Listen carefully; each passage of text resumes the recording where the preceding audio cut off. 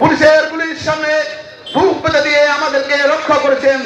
বাংলাদেশ জাতীয়তাবাদী সকল কর্মসূচিতে আমি রহমানের যে স্বপ্ন আলহাজ নজরুল ইসলাম বকুল ভাইয়ের একটা মায়ের কোল থেকে প্রিয়জন হারিয়ে বসে আছে, কেউ বলছে বাবা ফিরবে।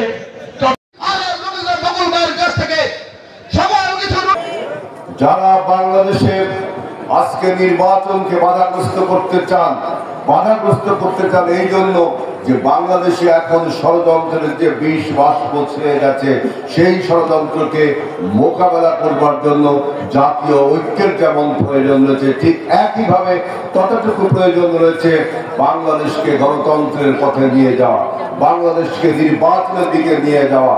কারণ নির্বাচিত প্রতিনিধি ছাড়া এই সমস্ত ষড়যন্ত্রকে মোকাবেলা করা জটিল এবং কঠিন ব্যাপার হয়ে যাবে। আপনি আজকে দেখছেন এই প্রশাসনের ভিতর, এমনকি উপদেষ্টা পরিষদের ভিতরও কিন্তু ষড়যন্ত্রকারীরা, পরাজিত শক্তিরা লুকিয়ে রয়েছে। তারা আমাদের গণতন্ত্র, আমাদের নির্বাচনের মুখোমুখি দাঁড় করিয়ে দিয়েছে সংস্কারকে।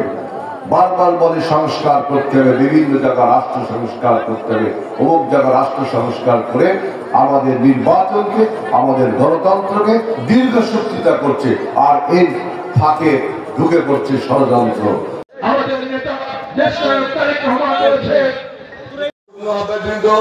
সদস্যবৃন্দ, প্রিয় খানজানি জেলা সংগ্রাম সাথীরা, আপনারা জানেন গতকাল যারা বক্তব্য রাখবেন, আপনারা বক্তব্য শুনবেন, শুধু কি আপনারা আগামী দিনের নেতা নির্বাচিত করবেন। আপনাদের আমাদের সকলের বক্তব্য রাখছেন জননেতা শফিকুল আলম তুহিন।